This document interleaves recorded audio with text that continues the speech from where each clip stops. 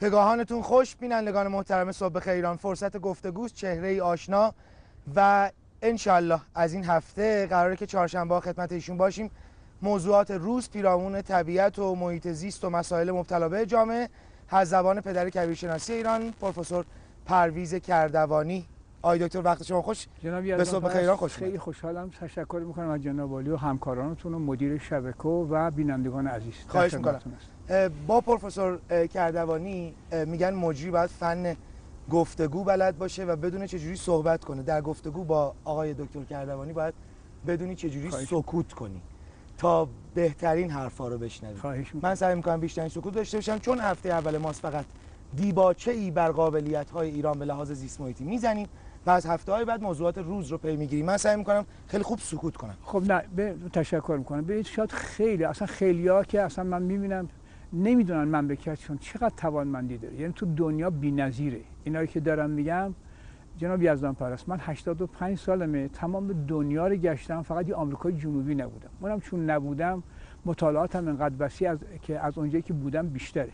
حیف این جوان‌ها، اونایی حتی سنی ازشون گذشته، اونایی که میخوان کار کنن، درس بخونن، سرمایه گذاری کنن، برنامه‌ریزی کنن برای این مملکت، با کشورهای خارجی ارتباط داشته باشن، بشناسن مملکتشون، بگن چیه این مملکت. ببینید این مملکت ما سراسرش، یعنی از اون دوبه، از چیز میگم دوبه که از چابهار تا کجا، حتی گیلان و مازندران باید بیابان میشد. از نظر تاریخی زمین باید بیابان، مثل کجا؟ مثل همون دوبه میشد، مثل عربستان میشد، یا حد اکثر مثل یزد میشد، مثل اینجا میشد. چرا؟ برای که نگاه کنید، من چیزی تو دستم ندارم.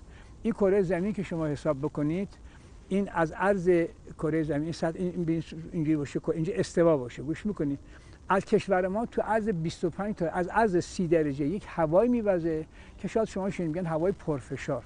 هوای پرفشار با دو اثرش به هر منطقه که بوزه مانع از تشکیل ابر و بارندگی میشه. یعنی چی؟ یعنی یه دریاچه الان داریم تو منطقه کم فشاره، آفتاب بهش میخوره، خب آب تبخیر میکنه که میگن ناپایدار. نکنید صعود میکنه، میره بالا، سرد میشه، امکان بارندگی فراهم میکنه.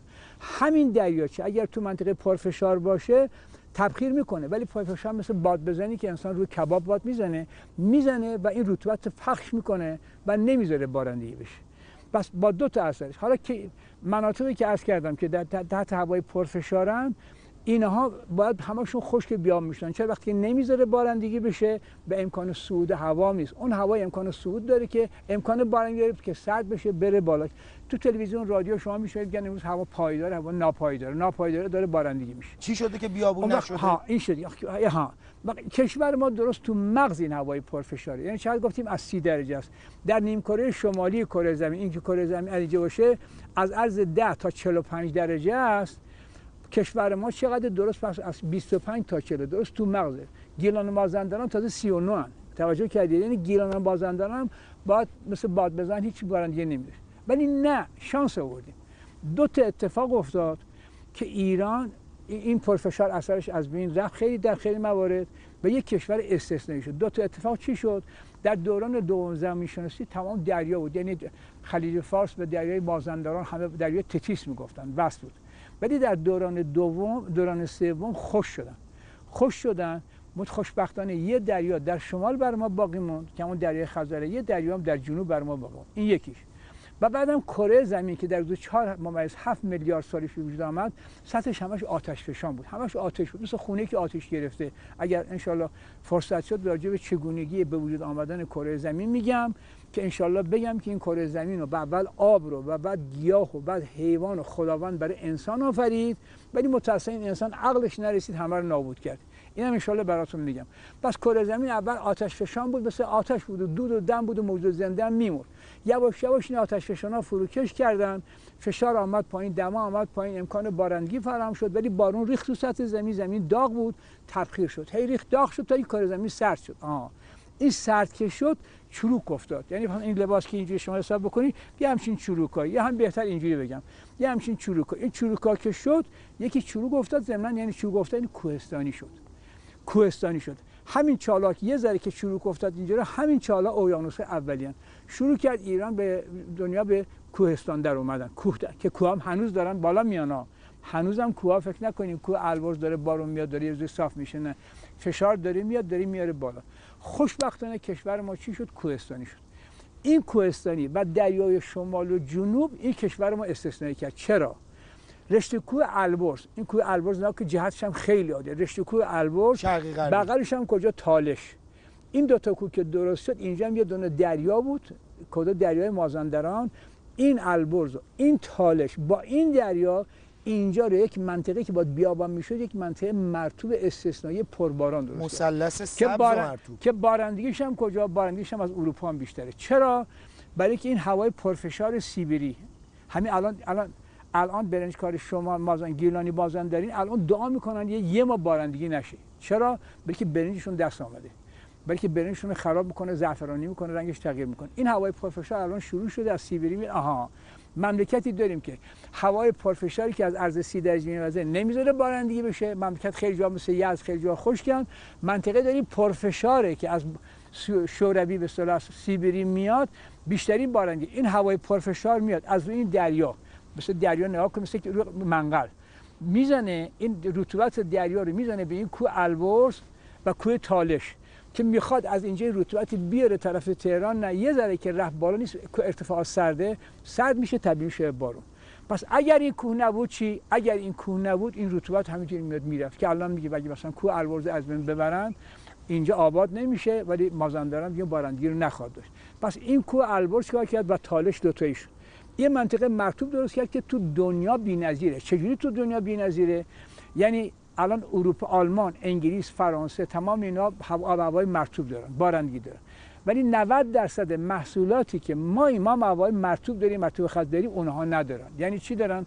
من خودم دوره دکتریمو شروع کردم خارج، گفتم برام سبزی اینا بفرستن خارج، کاشتم، همه چیز عمل آمد، چیزام کاشتم، هندونه اینقدر شد قد یک گردو سبز شد دیگه رشد نکرد. ولی حالا کجا؟ الان برو لنگرود ما هندونه میکاریم یکی اینقدر تمام. یعنی کجا؟ چای آلمان، انگلیس، فرانسه و اسپانیا اینا ندارن هندونه، چای ندارن، برنج ندارن، مرکبات ندارن. توجه کردید؟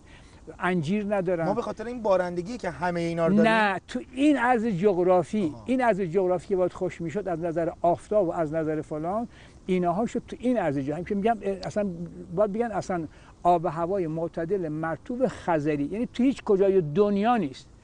یعنی تمام مثلا کجا؟ آلمان پنبه کجا؟ ما اون طرف بهشت پنبه داشتیم، مثلا نمیکارن.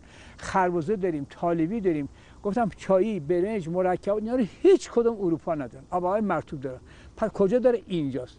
و حتی همین هم هست که الان قله دماوند رو، کوه دماوند رو گفتن میخوان ثبت جهانی بکنن. این قله دماوند هم گیاهش، حیوانات که توشه، اینم استثناست، به خاطر هم که تو این عرض بوده. توجه کردید؟ وقت اینجا این کاری کرد. بعد کجا؟ کوه زاگرس جهت شمال غرب جنوب شرق. این چه کار کرد؟ بعد گفتم اینجا باید بیابان میشد. نه، الان رطوبت که از دریای سیاه، دریای اژه، دریای مرمره، دریای مدیترانه میاد، این رطوبت میاد میخوره به این کوه زاگرس. خب میخواد چیکار کنه؟ میخواد تبدیل میشه بارندگی میشه. الان چقدر؟ 12 رود ما داره به عراق میریزه، بعد 5 رود کرخه، کارون، دیز، جراحی، ذرت، از برکت این کوه که کجا؟ تمام منطقه در واقع کرده منطقه عشایری، تمام کجا بگیم کردستان و لرستان و کرمانشاه همین، این از برکت این کوه. از رود صحبت کردین آقای دکتر، وضعیت آب هم یه گریزی اجازه بدید من یک بگم. کجا؟ چابهار هم نگاه کنید تو دنیا مثل حالا چرا که گوش کنید، این که چابهار، منطقه چابهار نگاه کنید، کنار دریاست، باید بارندگی داشته باشه. نه، بنابراین دریا تنها نیست. اگه دریا تنها بود، چابهار هم کنار دریاست، بارندگیش 100 میلیمتر. ولی چابهار چی؟ الان یه نقطه استثنایی یعنی چه؟ یعنی هیچ گیاهی در اینجا خزان نداره. پنبه 1 سال بکار، 100 سال پنبه بچی، هیچ گیاهی خزان نداره. اصلا کجاست؟ تو کجای دنیا پیدا میشه؟ یونجه اگر بچه دهات باشن میدونن، مثلا مثل تبریز اینجا 3 چین یونجه میچینن. گرمسار ما که گرمه 6 تا 7 تا، در چابهار 20 تا. قابلیتش چیه که این به خاطر چرا اینجوری شده؟ و الان چابهار من پیشنهاد کردم این موقع تابستون سال تو کتاب خوشسالیم نوشتم بدون هیچ آبیاری بکنید. کسی نیست گوش کنه جناب یزدان پرست، اینا کسی نیست گوش کنه. تو کتابم گفتم بدون آبیاری هزارها هکتار میتونیم موز و درخت. چرا؟ گوش کنید، از هوای میاد. نشنید که میگن داره بارندگی میشه سیستان و بلوچستان این روزا دارن بله. میگن این کدومه؟ بله. هوای موسمیه. هوایی از اقیانوس هند میاد سطح تو منطقه چابهار، بالاش کوه مکرانه، اینجا منطقه شرجی درست میکنه. شرجیه که الان شما در چابهار شب برید تو رستوران میخوای به ماشین سوارشی نمیتونی، باید برفاکنش بله. نه میخوره، برفاکنش نمیشه.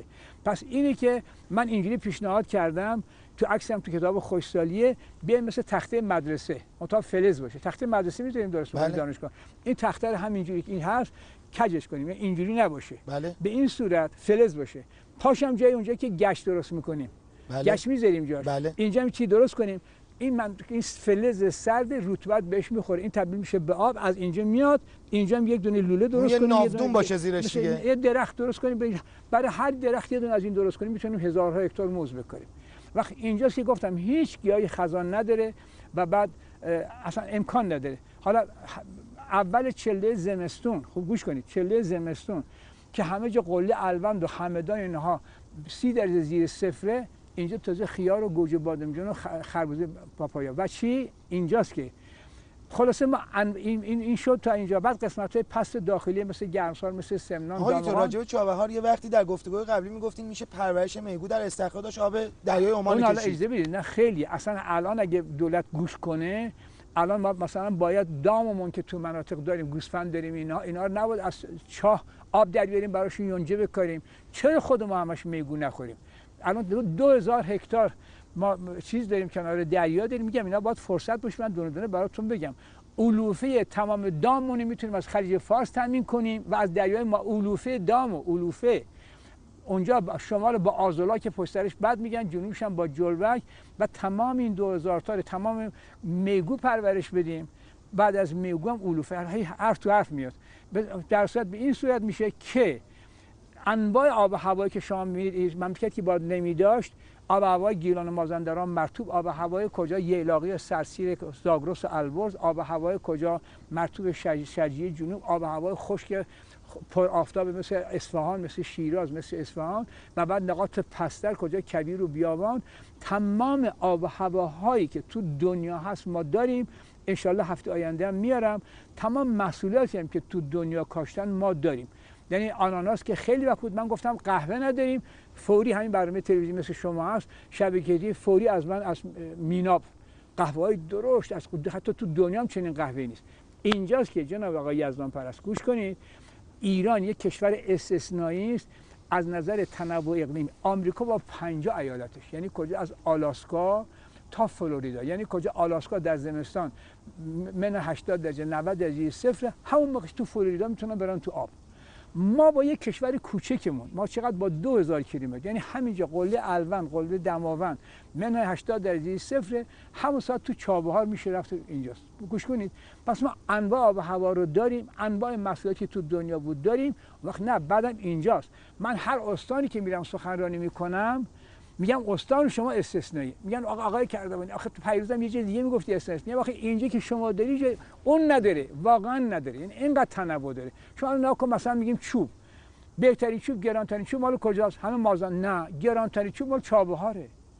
چابهار درختی به نام چش میآمدن از این خانا با 20 تا 10 15 تا زن و 40 50 تا بچه 8000 تا 10000 تا درخت قطعی باش لنج درست میکنن. توجه کردید؟ یا محکم ترین چوب مال کجاست؟ مال جیرفت سارده جیرفت، تمام تخت جمشید پاسارگاد درست کردن مال اونجاست. مثلا بزرگترین فرض کنید پیاز مال کجاست شما فکر میکنید؟ مال شهرداد حاشیه بیابان. آیا تو صبحانه بفرما پیاسه بخشه نرخر پیاز میگه پیاسه دونه اینقدر. متوجه شید کجا بگم براتون؟ میخوام همین دونه دونه بخوام براتون بگم. گوش میکنید؟ فرصت باشه که من دونه دونه ویژگی‌های یکی مناطق رو بگیرم. یا مثلا زیباترین منطقه ایران میشه گفت، خیلی جا هست. شما از استان گلستان برید بالا، منطقه خشلی کوه، یعنی سراسر کوه، یه دونه سنگ توش پیدا نمیشه. سنگ نیست اونجا، آدم بخواد دعواش بشه یا حیوان بخواد بزنه نیست. تمام این کوه چیه؟ لوسه. متوجه کردید؟ لوس چیه؟ لوس خاک تقریبا میشه گفت مثل رس هست و ماسه ریز هست و اینا هست. آره اینا هست. حالا ان شاءالله باید بگم. و همین منطقه ییلاقی تمام تو کوش همه دارن نگاه میکنید، تمام گل آفتاب گردون کاشتن، گندم کاشتن و زیباست. حالا همین هم گفتیم این منطقه که تمام به این زیباست در حدود 500 میلیمتر هم بارندگی داره، اونجا آدم اگه 8 ساعت 9 ساعت بشه از تشنگی میمیره. چرا؟ بلکه منطقه لوسیه چشمه نمیتونه داشته، آواش خلاصه. پس اینه که یه همچین منطقه استثنایی است. و اما چی الان اگه گفتید یه ذره به قول گرمش کنیم برای امروز برای آب، بعد میریم راجع به آب. بله آب، ببینید مقدار آب اینجاست که ما اشتباه کردیم. هر کسی به اندازه پولش باید خرج کنه. گوش میکنید؟ آره، اگر اضافه از پولش خرج کرد چی میشه؟ مغرور میشه. اگه خیلی خرج کرد یه چی میشه؟ دیگه بدهکار میشه، بیچاره میشه، من مالش حراج میکنه. خب ما مقدار آب هر کشوری مقدار بارشی که به سطحش میریزه، مقدار بارشی که میریزه. وقت اینه که میریزه چی میشه؟ میریزه یه مقدار نفوذ میره سطحی، تبخیر میشه، یه مقدار میشه آب سطحی، میشه رود، یه مقدار هم میره اونجا وای میسته تو چالاب میشن آب دریاچه و تالاب، یه مقدار هم نفوذ میکنه میره زیر زمین میشه آب زیر زمین. پس آب هر کشوری مقدار بارشی که به سطحش میریزه. آب از یه جای دیگری میاد بنابراین آبش حساب نمیکنه. الان مثلا مصر آب رود نیل از 4 کشور میاد میزه مصر، ولی 98% آب مصر از نیله. یعنی اگر بیان بالا دست ها صد بزنن بگیرن دیگه مصری دیگه وجود نداره. گوش میکنید؟ مثلا فرض کن خیلی جا الان کجا بود؟ خوزستان. خب بیشتری خوزستان 1/3 آبهای ایران میره خوزستان، بعد الان بالاها گرفتن دیگه میره آب نداره. پس خود خوزستان مقدار بارش. وقتی این سد زدن و بالا گرفتن کار درستیه کار غلطیه؟ اینا رو همه رو ازید براتون میگم. اساسا درستیه غلط دکتر؟ گرفتن. گوش چون در چه ارومیه هم اتفاق افتاده دیگه. خب نه گوش کن، نه اصلا همون کجا کارون هم گرفتن. کارونی که 1172 انقدر آب داشت که شهر اهواز می‌خواست آب بگیره رفته بودن. ولی الان چیه؟ الان توی کارون دارن سبزی میکنن. الان تو کارون نیروی نظامی ما دارن رژه میرن. الان تو این کارون نیست آب نداره، شهر ساختمان مردم میکنن زبالهاشو میگن بریز کارون که الان اینقدر بعد یواشاش ممکنه چی بشه؟ مسیر کارون زاینده رو بچه‌ها اصفهان گل کوچیک کفش بازی. خب نه ببینید همین نه اینه که نه وقت اینا که بالا دستا رو آوارو میگیرن، مثلا نیل که گفتم اون بالا دستا گرفتن، اینا رو میگن تروریستای آبی. اینا رو میگن تروریستای آبی. کجا؟ تهران هم گرفتن کرج گرفتن، اینجا رود اینجا جاجود همش مال ورامی بود. گوش میکنید؟ خب الان اینا گفتم برای شما فکر نکنید دارم میگم مردم مایوس بشن، اینا رو باید بدونن مسئولان. الان 6 سال یه قطعه آب به ورامی ندادن، بدبختانه باید از آب زیرزمینی استفاده کنن که چیه؟ من و جماعت جنابعالی تو تهرانی بتونیم قشنگ و شیک بگردیم اون هر چقدر اون بدبخت آب نداشته باشه.